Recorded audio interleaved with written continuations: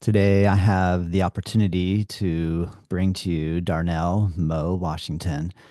And I'm really honored to have this opportunity, Mo. I've been looking forward to this conversation for quite a while. Thank you so much for joining me today. Oh, thank you very much for having me. I learned about your story, which I find extremely inspirational from a friend, Robert Sturman, and he introduced us. And thank you so much, Robert, for making the introduction. And I've been thinking a lot the last few days before now, like where can I start? And so I think I'd like to start, Mo, with what do you feel like yoga and meditation has done for you in your life? How has it helped you? Well, in different forms, I know yoga from the beginning made me deal with my masculinity, because of my perception of yoga and people who did yoga. So that was one thing. Through my meditation, it's helped me slow down and sit. And I find that excuse me, I find that I can resolve things much better after sitting uh, and meditating. So that's been like very, very helpful to me. Yes. Amazing, Mo. And, on that note, can you fill me in on some of details about your story? And if we start back around about your when you're in high school, can you talk a little bit about the events that led to you spending time in prison? Well, I was in high school. I graduated from high school, was in my first year of college, and came home, and my 15-year-old cousin was shot point blank in the forehead with a shotgun. I couldn't really stay focused anymore in my classroom, just seeing that image implanted in my head. And through the anger and the grief, I chose to drop out of college and started gang banging. And it's the same time crack cocaine was coming in our community in the early 80s, like 83, 84. And it just snowballed into me gang banging. And that led me to end up shooting and killing one of my homeboys who I set up one of our other homeboys to get killed. And I made the decision to shoot him as well. Wow. And this is all in Los Angeles, correct? Yeah, this is all in the South Central Los Angeles. Oh man. Yeah. And so were you arrested at the scene, or was it time from the actual event to when you were incarcerated? No, I was arrested about a year later. I was arrested, then let go, but then arrested, rearrested again about a year later. Wow. And what was your sentence? 35 to life. Oh, Yeah. where did you start your sentence? At Corcoran State Prison. Yeah. And can you tell me a little bit about what that was like when you first entered in, and where you're at mentally, and the realization of what sitting in a cell was like for you? Well, this wasn't my first time in the prison. I had been in prison prior in 1988 as well, but this time coming, the whole system was different. And just looking at everything that was going on in the yard, and at the time, he's still being a gang member, I was like, I'm just done with this. And, a thought came to my head is that how can I be in prison influencing another man's son to live a negative lifestyle in prison, but getting on the phone and wanting the best for my sons? So at that point, I made the decision that I'm just going to turn my life around and use my leadership in a positive way. Wow. At at what point were you introduced to yoga and meditation while you were incarcerated? I came to prison in 1998. I was introduced into it in 2012. I was transferred to San Quentin State Prison, and they was having a health fair. And they had all these different, things about health. And someone said, "Hey, Mo, why don't you come try yoga?" Because they knew I would try anything. And I went, and it was like, all right. I'm like, okay, it's all right. And then one of my friends in one of my group, Red Fry, he decided to invite me to where I can practice on a regular basis in class, and it took off from there. Mm. What type of realizations did you start to have as you went into the world of meditation and looking within? Well, through meditation, I realized I had a lot of different issues that wasn't addressed, and I needed to address them. So, just being able to just sit sometimes and not even speak, just sit and just sit with what's going on, and then I can come back and make the right decisions. Uh, and that helped me a lot. And I joined the Buddhist group as well. And so I was going every Sunday to the Buddhist group. I love to practice, the Four Noble Truth. That's basically what I stay focused on. And in that, it has helped me, like my life grow immensely in a much more calmer way, I would say. Understanding that, we're all interconnected, and understanding that people have different life experiences. So their view of life and my view of life is going to be different. And I can sit with that and understand that and not be, judgmental of them because of the way their upbringing was. But my main thing is like what I learned from it is that we all have a commonality. So go to those commonalities first, and then maybe we can work our way out to deal with other issues that keeps us far apart. Mm. You have a website that is AfricanAmericanCH.org, which is for African American Community Healing. And you're able to facilitate yoga and meditation now that you are out of prison. Can you talk a little bit about what it's like for you to facilitate this within your community? Well, the nonprofit, I wrote out and everything. Everything I did it while I was in prison. And, believing it was going to happen. And I came home. Me and James always talked about him coming to my community and running a class. And Robert Sturman, who introduced me to you, was one of the cameramans who came into San Quentin. And we said we would hook up when we get out because I was from LA. He was from Santa Monica. And so I came home. He was come take pictures of the people in the community.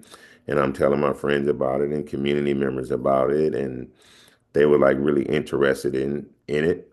So invited James down and we did a workshop. Mm. And we did a yoga workshop and the community members was like really excited about it. And a lot of them was asking me, how much it would cost. And I was telling them it's not going to cost you anything. I'm doing this through my nonprofit. I'm gonna start running this program in our park in the gym, and then you will have free access to it. If you would like to donate to the program, that's cool. But I want you to be able to have full access to this practice, which I've been practicing, without you having to worry about, taking money from your food or anything like that. Oh man, that's amazing, Mo, that you've been able to make this sort of turnaround. One thing I would love to ask more questions about is like punitive justice versus restorative justice and how yoga and meditation plays into this. But before we even go a little deeper in there, I'm curious because I've never been around gang related activity. Can you talk a little bit about what it was like being in that world? Well, it's like, people from the outside looking in think that it's all violence, but it's really like family. Like my uncle is one of the ones who started our gang way back in 1963.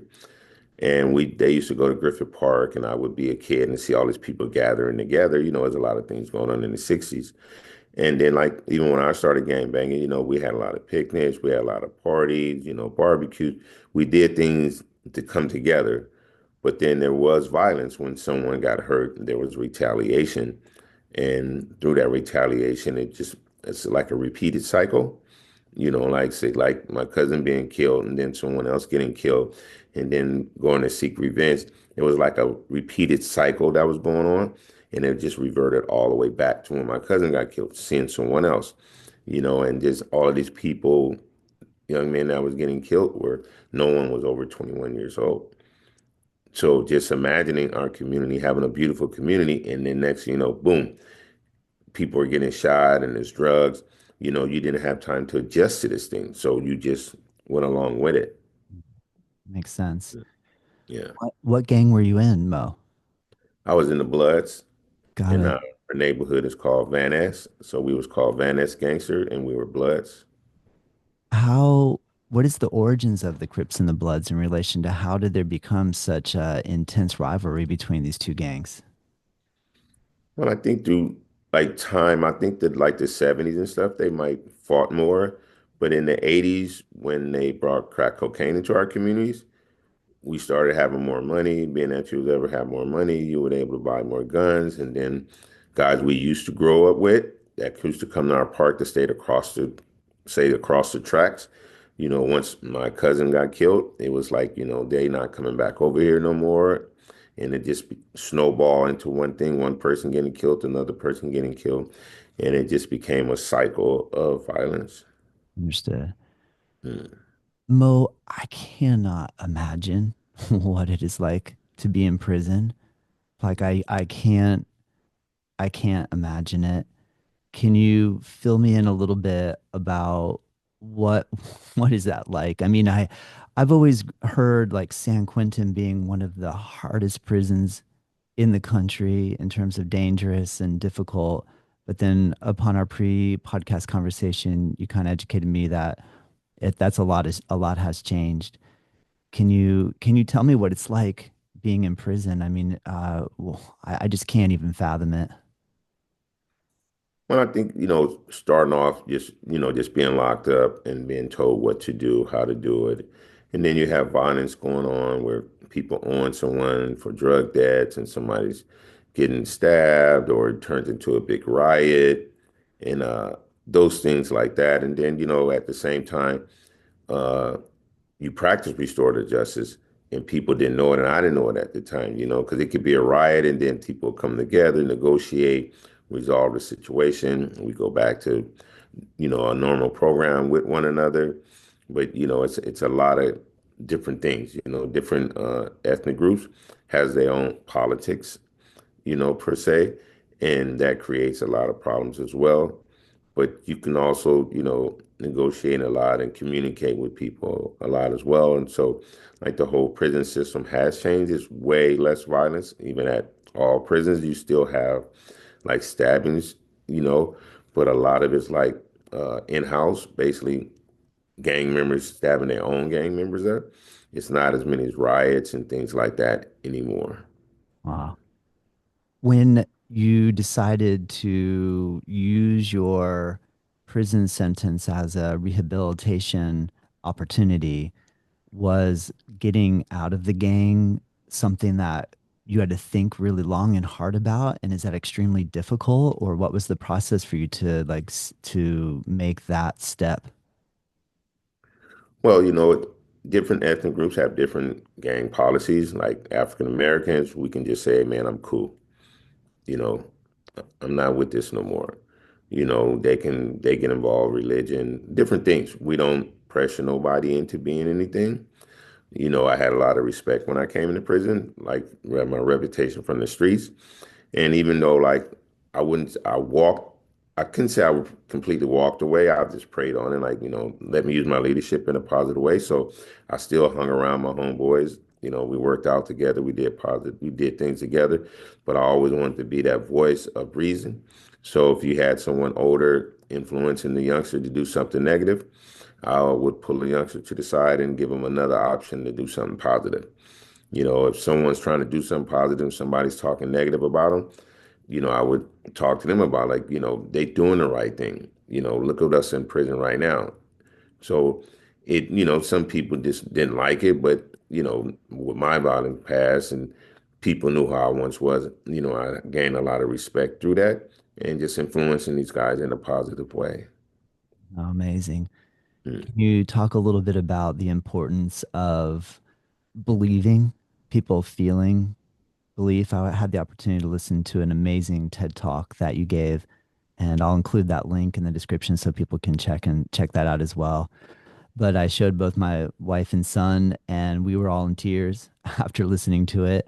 In terms of inspiration, I'm curious if you'd be willing to talk a little bit about how important being believed in, or also sharing belief in someone is in in this sort of recovery.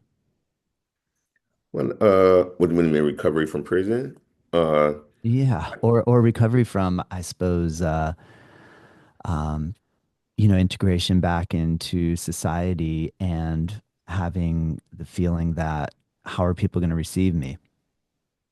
yeah, I think like for me, like a lot of people say, "Mo, you did a 26-year prison sentence," and like I always like, hey, no, I was on a 26-year retreat, you Yeah, know, in dealing with healing, accountability, responsibility, mindfulness, just getting everything in line. So coming back home and the person I was when I came home is like society accepted me. My friends accepted me. People listened to my story and they accepted me. So it wasn't a problem because I was coming home and giving people a version of transformation. I was a good kid, never missed school, accomplished all of these things while I was in high school. And then a tragedy happened. And from that trauma and shame and guilt not being there for my cousin when that happened, it's made me go violent. I never, we didn't have counseling or any of those things that we have nowadays for children when they go through things. And so after going to prison and doing that retreat for those 26 years and, being able to deal with all of my issues, I was able to transform my life back again to who I truly am and to live that life to the fullest. So I give people that example of my life to where, we should not judge people because we don't know their life experiences and just let them know like you have bad life experiences as well, but there's a healing path that we can take and we can do it together or you can do it on your own. But, no one has to stay in that stagnant place. yeah, yeah. Mm, Amazing. mm, I with when I looked and studied the prisonyoga.org website, I noticed that they listed like punitive justice into like four categories of like retribution, deference, incapacitation, and retributive justice. mm, Can you, and I guess retribution, punishment is imposed as a form of vengeance for the mm, wrongdoing. mm. In relation to restorative justice, how does restorative justice redirect this idea of uh, the method of rehabilitation just through being kind of locked up? How does the restorative justice kind of approach that differently? Well, while I was in San Quentin, I was one of the head facilitators of restorative justice.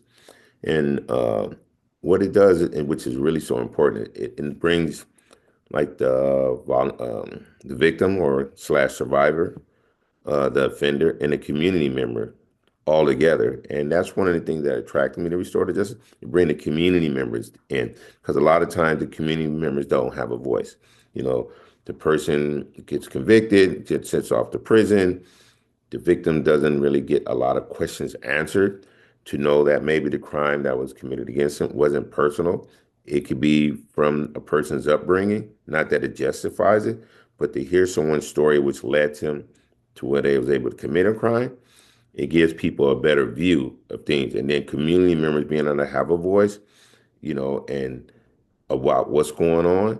And it doesn't mean that you don't go to jail, you don't. But the thing is that restorative justice tries to bring healing, and I think it tries to bring more of an understanding of why this happened and how can we deal with this situation. Because I believe that yes, we have a lot of people in prison, but our whole society has a responsibility to that. It's a lot of things that lead people to prison, and people think it's only an individual act, but it's us as a society. Like for instance, in my community, after I graduated, our community was flooded crack cocaine. There was defunding the education, social programs, all of these things, which left people with nothing to do. So what happens? You bring drugs in the community. What is going to happen? They knew what was going to happen, and this is why it ended up the way it has. And with that comes violence and gangs because people are uneducated, people are not getting healing, and it just snowballs. But restorative justice tries to bring that back and get people's story out. When people talk to me and heard about me going to school and it's not, they couldn't believe it because a lot of time people have images especially black men, that we're just born out of our mother's womb into gangs. No, we go through trauma like everyone else, and we end up making bad choices. And one of those choices was joining the gang. Well said, Mo. Mm. How did your family react to your imprisonment? Were they supportive? Did you have some members of your immediate family, your blood family, that would come and visit you? Did you have anybody turn their back on you? What was the role that your family played in the process of while you were in prison? Well, my family was very supportive of me. My mother always came to visit me. They had a program called Get on the Bus, and it was sponsored through the Catholic Church. And Get on the Bus program, they would raise money, and then Father's Day, they would bring, you would just sign up and give them your family members contact, and they would bring your kids on a nice like luxury bus to come visit you. And they pay for all the food, pay for all the pictures and all of those things. So my mother would come up every year with that because she didn't have to pay or anything like that. Yeah. But she stayed, visiting me, and I communicated with my family members, on a weekly basis, talking to them on the phone, and how I've been changing, and things that they need to do with how they need to change, and what's helped me get my life together while I'm in here. So send them a lot of positive, my chronos and certificates, so they can see what I'm actually doing in prison. Nice. Yeah. How important was that in relation to the other inmates that you were with that did not have any familial contact? Well, just communicating with them not to give up, Mm, but to stay yeah, focused on yourself. yeah. And we're a family inside here, so we're very supportive of each other. People having family members passing away, and guys coming together and giving them condolence cards and supportive of them. So we were like a family inside as well. So if you didn't have family on the outside communicating, we took care of each other inside as well. Wow. I I noticed that even in my local community here, that men will look at yoga and say that's only for women, or I don't think yoga just probably isn't for me because I'm tough, I'm strong, and these sort of ideas.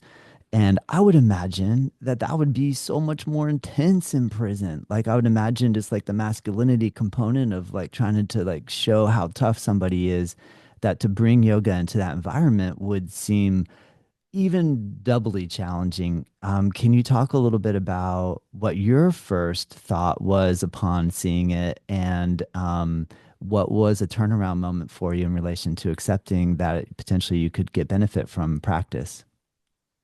Well, just first walking into like tell people I always thought about yoga, and I thought about Richard Simmons. And That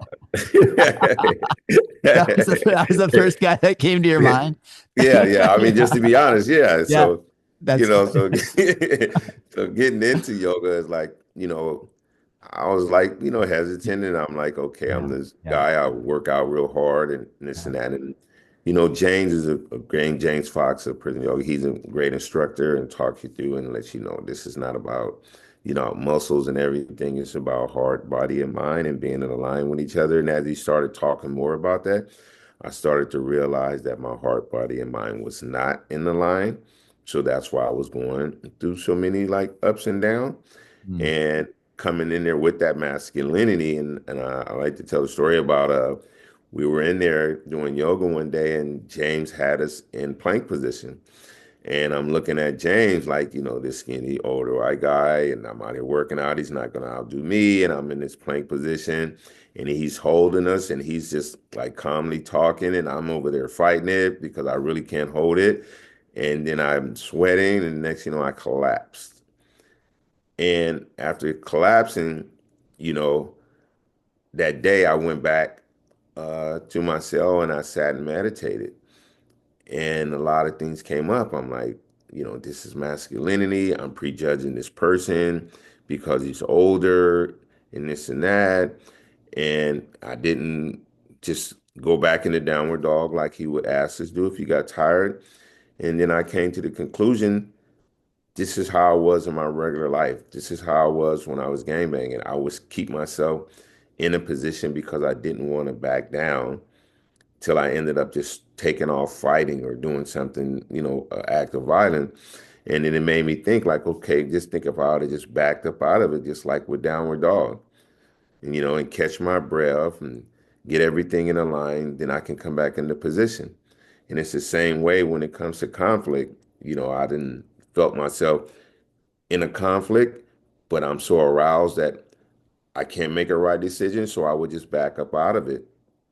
And I Mm, would come back later when I had a clear head, no thoughts, not like they better not say this and say that. Just go back into it with a clear head and then have a conversation with someone. And it worked out better. And I realized that came up from the yoga situation that I'd had. mm, And it made me realize, okay, this stuff is really working once I connected two together. And that, that was like, an aha moment for me. yeah, Hmm. it's a big one. Yeah. Amazing, Mo. That's so cool. In relation to restorative justice, there's emphasis placed on healing, accountability, reintegration, collaboration. On the note of healing, do you feel like you have achieved healing? Yes, I believe that I've achieved healing, but it's an ongoing process. Being in gangs and just living in South Central where there's so much violence, I understand like trauma and I understand PTS because a lot of things still come up for me, but I'm able to sit with those things. And I used to drink a lot, but now I've chose not to drink. So I've been sober for the last 27 years. So in being sober, it makes me realize how many things I was suppressing through alcohol because those things still come up now. And I just go sit with them and just sit and meditate and let it process through what's going on in my mind and in my heart and just like let it go through and then I can just talk to someone about it because it's not like it's not never healing, it's not an ending cycle, it's an ongoing cycle. So that helps a lot. And just being in prison for 26 years, understanding the trauma I went through there, the mentality that's ingrained in your head, like it could be triggering for me for someone to continue to like to ask me questions, keep continuing to question me. It's like that's a trigger for me because being in prison, they're always like, where you going? Do this, do that, being told what to do. So coming home and someone doing that, it's like I feel like triggering because it's like I'm free now, so why are you questioning me? But I realized that came from me being in prison. And Mm, it's just those little things that be ingrained in you, like coming home and saying, I got to go to a dental ducket. That's something we say in prison. Out here, I go to a dental appointment. mm, So those things are like ingrained in your head and you yeah. don't realize it till you say it. Like I'm going to when I was in the reentry room, I said, I'm going to the day room. The day room is in prison. At home, I'm going to the living room. Mm. So learning these things and acknowledging what you really been through, and because I could have came home and been drinking, and I could have been just like suppressing all of those things. Oh man, Mm, that's incredible, Mo. yeah. When you do you have moments at home now where you have to force yourself to and get out just for a walk and fresh air, and or are you just feeling so enamored with the freedom of being able to do whatever you want in the moment? How does that play out when you get out of prison? Well, for me, I like my safe space was the beach, Santa Monica Beach. I used to go there as a kid, Mm, and so that's where I go. I like to go to beach and just sit out there. My thing was like I can look at the ocean and look how far it goes back and wonder where it ends at, and that's life possibility. It's the same. So just being in that open space at the beach, like not around a bunch of buildings or nothing like just space, just to be able to have space to just move. It's really helpful because in prison, you always have buildings, you have gates, so you know that you know, you're enclosed. So going to the beach is so much this freeness, or just going into hiking.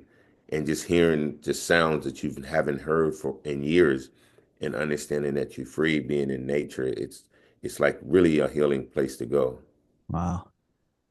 Oh my gosh, I can only imagine. I had an opportunity, Mo, to sit and do a 10-day silent meditation retreat, and oftentimes I thought, oh, this could be a little bit like being in prison, but obviously totally different because at any moment I could grab my keys and I could go. Right. And so I'm curious in the process of, like you said, always having gates around you and walls and always that feeling of being enclosed. When you would choose to sit and practice meditation, how did you deal with those really intense moments that of feeling like I'm enclosed? I don't know. I'm just so curious. Like, I mean, I'm just what it was like for you in that in your headspace to kind of work through all that.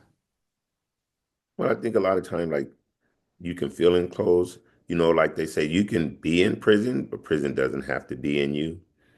And through my practice of, Buddhism and meditation, I came to the point where, that's where I came to that point to where I'm saying, okay, this is a retreat for me. So therefore, I'm not in prison. I'm on a retreat, and Mm, I'm dealing with all of my issues. And as I'm dealing with all of my issues, other things are coming up. But now I have a practice to deal with those things when they come up. mm, So that was making a difference. So it's easy, like I'm in an intern, like you in an internship doing something. So I can have an issue, but I'm responding to it different, through my prayer and my meditation. I know how to make the right choices. And then in my thought process, I'm saying, okay, I'm gonna need these practices. So when I go home, because I knew I was going to get out of prison.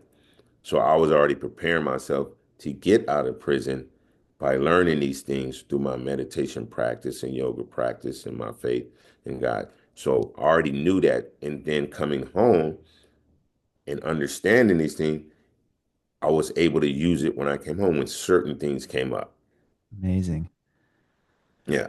You know, I'm guessing, but instead of guessing, I'm sure you would please fill me in. Did you grow up with faith? Did you grow up in the around the church or in the church? Yes, yes. Like she like a grandmother, and she would take me to church like every Sunday, up until I was like 12, till my mom let me make my own decision. So I always grew up around, church and gospel music and things like that. So I always had that inside of me, and then I had to just revert back to that. Yeah. And one day I was coming out of church, and one of my friends was at the Buddhist practice because it was right next to it, and he introduced me into Buddhism. So when I came in, they was like, well, Mo, Buddha means awakened one. And like say, if you're a Christian, Jesus Christ can be an awakened one. And there is no conflict. So I'm like, okay. And then I was introduced to the Four Noble Truths, and I was like, this makes a lot of Oh, sense. Now, oh, this is like, yeah. okay, there's suffering, there's a cause of suffering, there's an end of suffering. I'm like, this is like really what I really like. So I'm like, Yeah. okay. And I got more into it, and then the three poisons. Then I look at society, greed, hate, and delusion. I'm like, you can't make this stuff up. So I got more, I Yeah. got more into it, and I was able to view things in different ways now, and Mm, understand people and understand what people are going through, and then just understanding that we're all connected. That was like my biggest thing. We're all connected. We all want happiness. We want all of these things, but we're fighting against it. And, no matter what your faith is or whatever you practice, one of the biggest, the precepts of commandments is to love. So how is we everyone's practicing these different faith or spiritual practices, but there's so much anger and hate. So something is wrong here. mm. So interesting to think about, like you said, the Four Noble Truths and life, the first one being life is suffering, and like how you related it to that realization of perhaps while being in prison, and then this that correlation of maybe all of us in life are on some level or another some form of prison if we're being held down by our thoughts or our feelings or our emotions. And uh, that is so fascinating to hear it from your perspective of having that realization. Have you ever had a crisis of faith throughout the 26 years that you were in prison? Did you have a moment of anger toward God or higher power or society or the events that led you to bringing you there? Did you have any moments like that, or do you feel like you always within just had a really strong sense of purpose and faith? Well, I don't think I really got to that point of just being angry like that. It's one thing I understand. Once you understand accepting your responsibility and being accountable, my actions led me to prison, no one else's actions. I made choices that led me to where I was at. So I can't blame that on God. I can't blame it on my practice, Buddhist practice. All these are my choices that I've made. And while in prison, certain things happen, people passing away, but understanding that I'll see them again and just having faith to do the right thing still, I was like, okay, things are going to be all right, because there's so much more you still have to live for. In honoring those who pass by me living my life in a healthy and a manageable way is honoring them.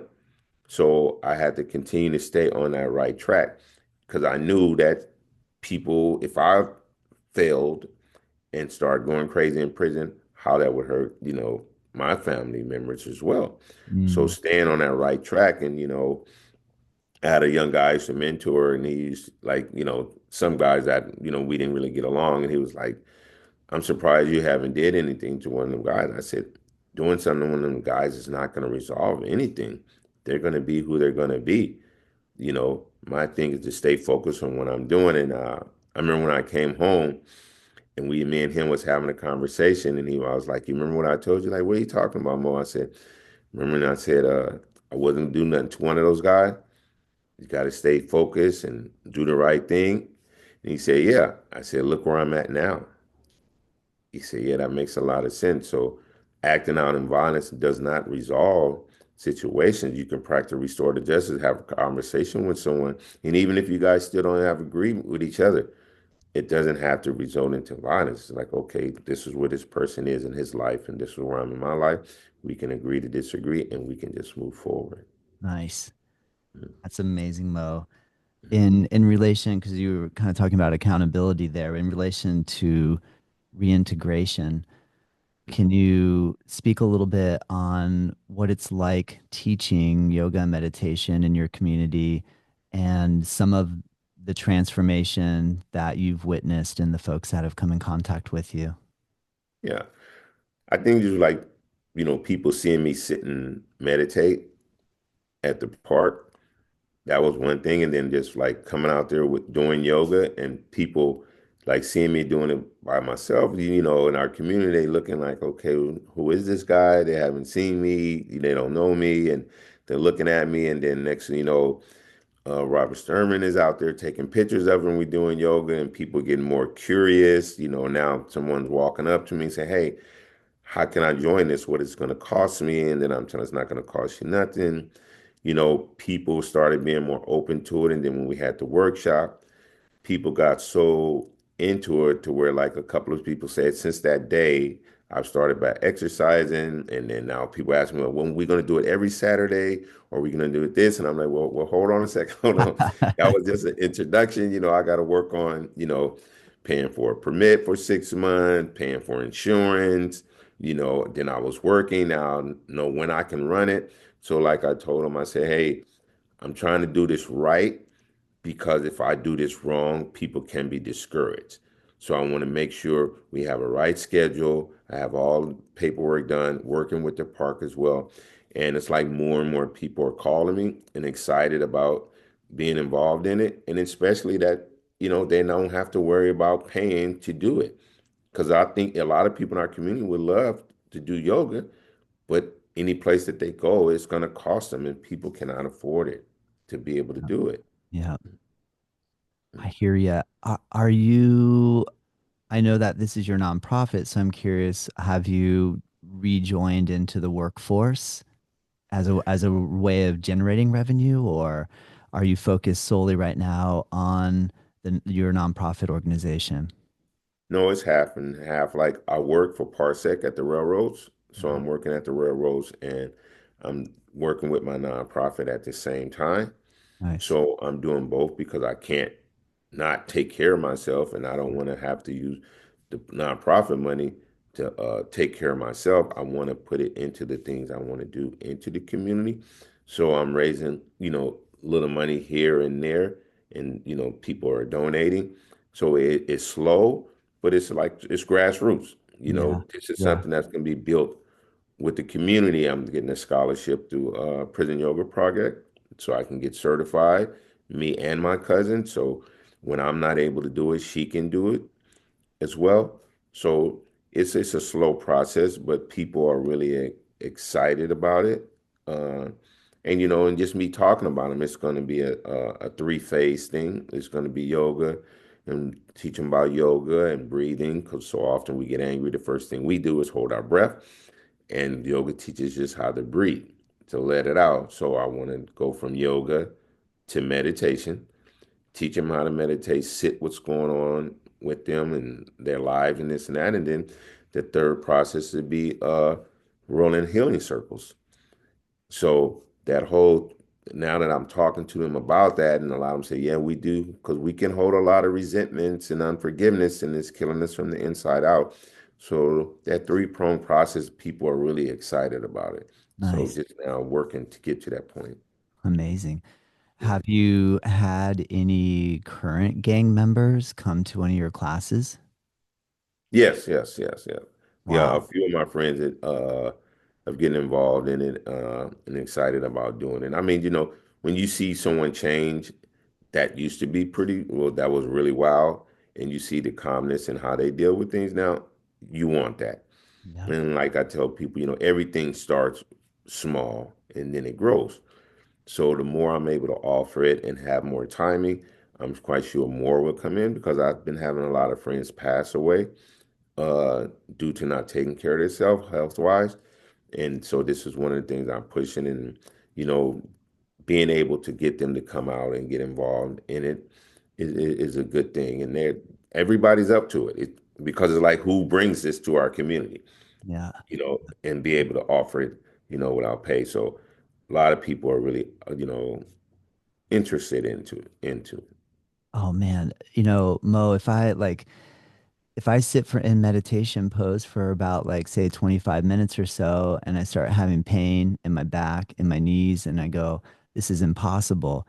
And then I meet someone like you who has had long-term, practice with all this, I would maybe be like, wow, how can I complain? Here I'm complaining and I'm learning from you and you've been through a really challenging and very focused sort of experience with this. How do you navigate? I mean, you are very relatable. I feel like you're really easy to talk to. Do you have moments though where people feel like in awe of you and you try to bring it down more on a humble mode to encourage people that they can do it too? Yeah, because it's in all of us. Calmness is in all of us, but first we have to deal with our issues. And that's the most important thing is dealing with it. But the most important thing, acknowledging that you have these issues and then you want to deal with them. And just like when you were speaking about being in that position for a while, it takes me back to James and like in the Black community as well, African American community. I think a lot of people are discouraged about yoga because they've heard bad stories about bad instructors. So yoga has gotten a bad name in the African American community. And that's why I like with James, he always taught us like a modified position, modify the position to where it feels more comfortable. And it's the same thing with meditation. Everyone is not able to sit lotus. You have to switch up. So that's like in life, that's a life skill. Like, hey, I'm in this predicament. I need to change. I need to modify this lifestyle that I'm living to live a better lifestyle. So it goes along with meditation. It goes along with yoga. Great point. Mm. Amazing, Mo. What as me as a myself as a yoga teacher, what could or can I do to be a little better about that? I mean, I feel like you answered this question already, being adaptable and opening up opportunity for people to understand that they can do something differently to make it appropriate and comfortable. And you had made mention that there's maybe a bad stigma with like the super high power fitness fashion yoga industry. Um, what advice would you lend myself and or any other yoga teacher out there that can help to kind of bridge this gap between, like what you said, where there's a negative connotation around it? Yeah. I think one thing I really learned about a lot of things is that, people want to know you personally and how yoga has helped you.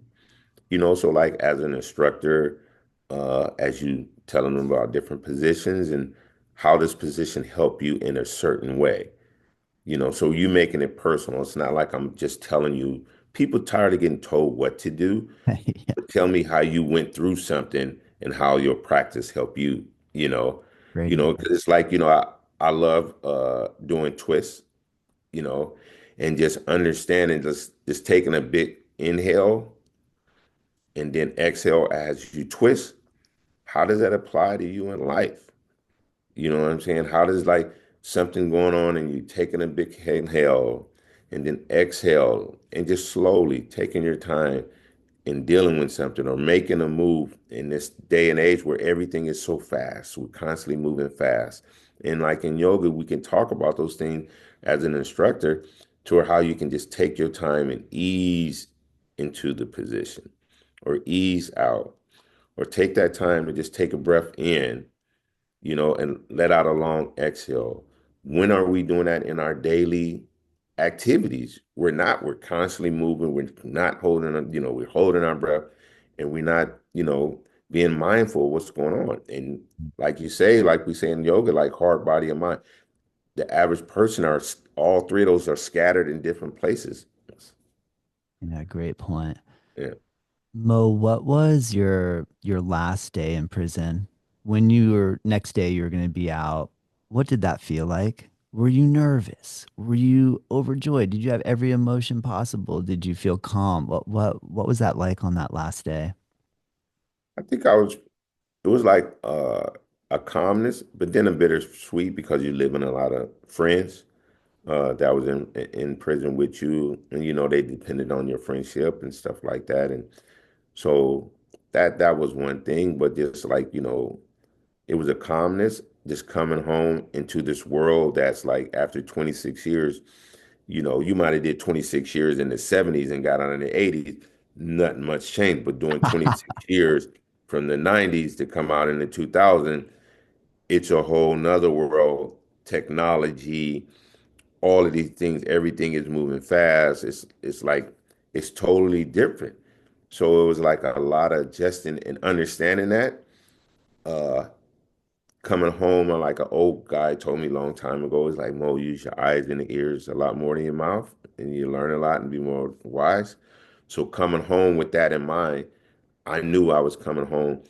I'm a father, and not to come home to tell people to do this, and that, but to be observant of everything that's going on Mm, and just amazing. watching things that's going on.